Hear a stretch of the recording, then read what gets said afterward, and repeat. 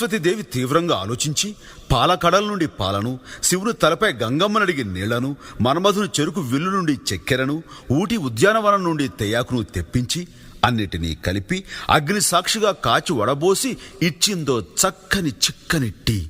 అది తాగిన బ్రహ్మ ఆనాటి నుండి ఈనాటి దాకా రెస్టు లేకుండా సృష్టి కొనసాగిస్తూనే ఉన్నాడు. అంత మహత్తున ఈ టీకి మరో పేరే ఛాయ్ మేరా భాయ్. ఈ ఛాయ్ చరిత్రను నోరారా చెబుతా, నోరూరేలా వినుకోవోయ్. ఆహా. ఆ